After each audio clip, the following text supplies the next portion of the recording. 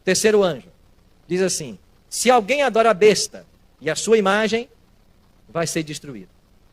Então nós aprendemos que a gente tem que pregar essas duas mensagens por contraste. Enquanto a primeira nos leva a adorar Deus, a terceira adverte da adoração à besta. E finalmente adorarão a besta todos aqueles que, opondo-se ao sábado da lei, aceitarem o domingo como dia santo. Então vai acontecer o que nós chamamos de ecumenismo. O ecumenismo é profético, ele vai acontecer. Todas as religiões vão se unir. Ninguém vai mudar as suas características. Elas vão se unir em torno de doutrinas que lhes são comuns. E quais serão as duas doutrinas que servirão como elemento aglutinador para todas as religiões? A crença que o domingo é o dia santo e a crença que a alma é imortal. Todas as religiões se unirão com base nessas duas mentiras. É por isso que o terceiro anjo diz: não adorem a besta, porque quem adorá-la vai ser destruído. E no meio dessas duas mensagens tem um apelo, que é a segunda mensagem. Caiu a grande Babilônia, sai dela, povo meu. Olha o que diz aí, Apocalipse 14. Terminou a pregação das três mensagens. A chuva serôdia veio, o mundo foi advertido, os sinceros foram chamados a sair de Babilônia. Então o fim vem. E o fim é descrito como uma colheita. Olha Apocalipse 14, 14. Terminou a pregação no versículo 12. No 14 já é a volta de Jesus.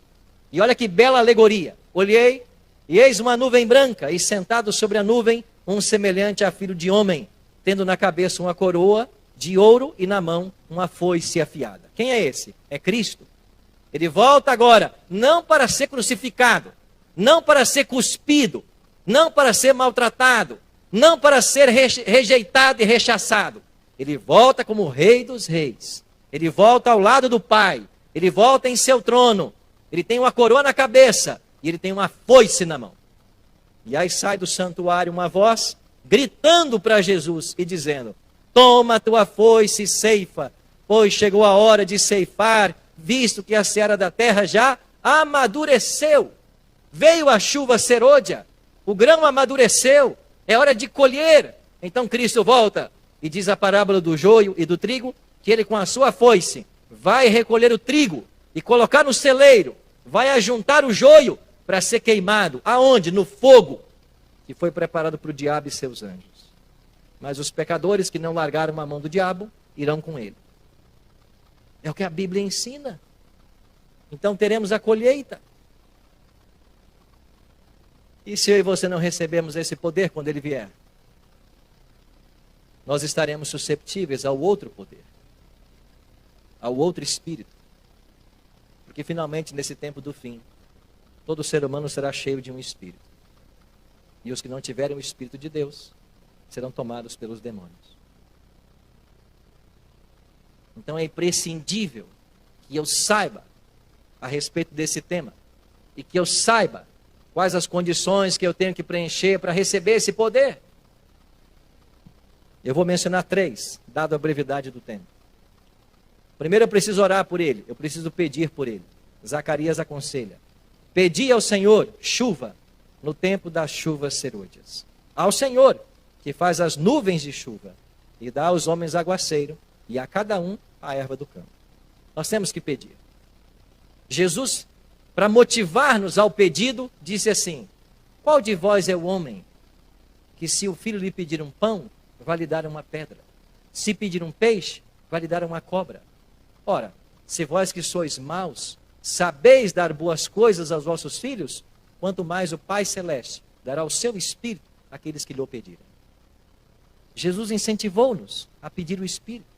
Então nós temos que orar por ele. Ele nunca vai vir se você não orar. Segundo, nós temos que nos arrepender e confessar os nossos pecados. Essa é uma condição imposta em Atos.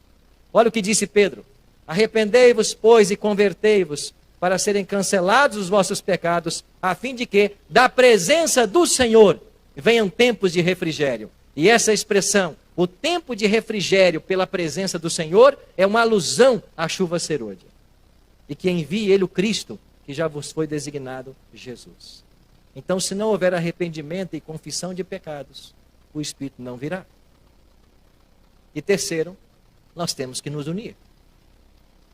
Atos 2 diz que diariamente os cristãos da igreja primitiva perseveravam unânimes no templo, partiam pão de casa em casa, tomavam suas refeições com alegria e singeleza de coração. A expressão aqui, unânimes, ela aparece várias vezes em Atos. Aqueles discípulos que outrora brigavam pela supremacia, queriam ser os primeiros no reino de Cristo, interpolaram ele várias vezes sobre o assunto, agora não.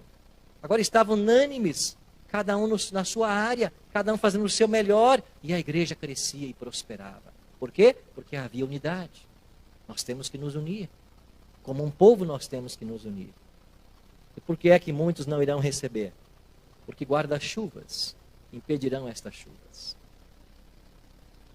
Guarda-chuvas são esses, pastor: orgulho, egoísmo, vaidade, mundanismo, falta de autocontrole, falta de domínio próprio, falta de amor, crítica. São guarda-chuvas que são abertos e impedirão muitos de receberem a chuva. Mas ela virá, tão certo como veio no passado.